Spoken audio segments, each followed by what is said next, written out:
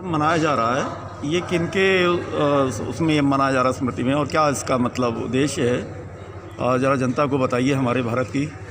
आज सारे हिंदुस्तान में और सारी दुनिया में चौथी पातशाही चौथे गुरु नानक साहिब श्री गुरु रामदास जी महाराज का पावन प्रकाशोत्सव बड़ी श्रद्धा और प्यार के साथ गुरु नानक नाम लेवा संगतें मिलजुल के मना रही हैं, जिनका पावन स्थान हरमंदिर साहिब, जिसको हम सब भारतवासी दुनियावासी स्वर्ण मंदिर के नाम से जानते हैं, वो उनका पावन स्थान है जिन्होंने उनकी स्थापना की थी, जहाँ पर उनकी कृपा के साथ 24 घंटे आठों पहर गुरबाणी का कीर्तन होता है, गुरु के लंगर चलते हैं। जिसको आत्मक ज्ञान लेना है, रूहानी आत्मिक शांति प्राप्त करनी है, वहाँ से प्राप्त करता है। जिसको उदर पूर्ति करनी है, भोजन करना है, 24 घंटे वहाँ पर लंगर चलते हैं, गुरबाणी का प्रवाह चलता है।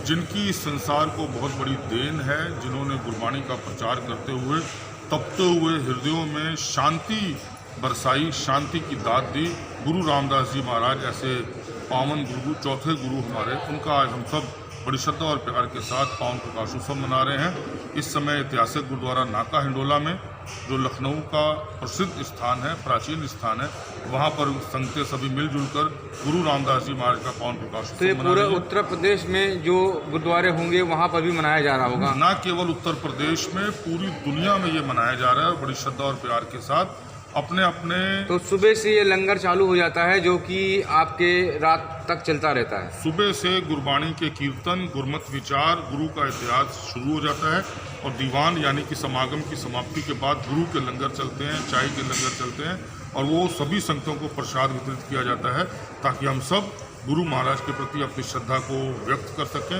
उनके चरणों में अपना माथा निभा सकें। सर, पाल सिंह मीत, धार्मिक सेक्रेटरी श्री गुरु सिंह सभा, ऐतिहासिक गुरुद्वारा नाका हिंडोला, और मेरे साथ हैं हेडगंती साहब, मुख्य गंत्री ज्ञानी सुखदेव सिंह जी, जो गुरु का इतिहास आपको बताएंगे। ज्ञानी सुखदेव सिंह, जो इस सिंह सभा गुरुद्वारा साहब में मैं हेडग्रंथी की पोस्ट पे हूँ, और गुरु रामदास महाराज जी, जो कि इनका पहला नाम था भाई जेठा जी, गुरु नानक के घर में जिसने भी सेवा की है बहुत ऊंची पदवी पर पहुँचा है।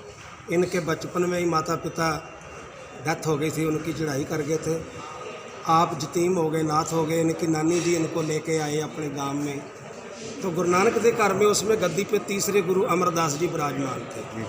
उनके साथ मेल हुआ तो वो इनको अपने पास ले आए, जो वहाँ रह के अपनी किरत करते थे, गुंगनियाँ बेचते थे, छोली पूड़ी बेचते थे, तो बाकी समय गुरु घर में सेवा करते थे। सेवा करते करते इनका इतना मन निर्मल हो गया कि गुरु अमरदास जी ने अपनी पुत्री बीबी भानी जी का इनके साथ विवाह कर दिया, जिनकी कोख से गुरु अर्जन देव साहब जी, जो कि इनके बाद 5वें स्थान पर गद्दी पर बैठते हैं, वो प्रकट होते हैं। तो गुरु रामदास महाराज पातशाह जी, जिन्होंने श्री अमृतसर साहब जो नगर है, वो इन्होंने उसका टक लगाया, उसका पहला नाम था गुरु का चक। उसके बाद सरोवर की खुदवाई कराई, अमृत सरोवर, तो उनका नाम पै गया श्री अमृतसर साहब। और उस सरोवर में मानता है और करामाती शक्ति है कि जो भी उसमें स्नान करता है तन के रोग कट जाते हैं। वो गुरु रामदास महाराज, जो कि बचपन में जतीम हो गए, नाथ हो गए, कोई भोजन देने वाला नहीं था, आज उनके लंगरों में लाखों लोग एक दिन में खाना खाते हैं, भोजन प्राप्त करते हैं, एक दिन में लाखों लोग। जी जी।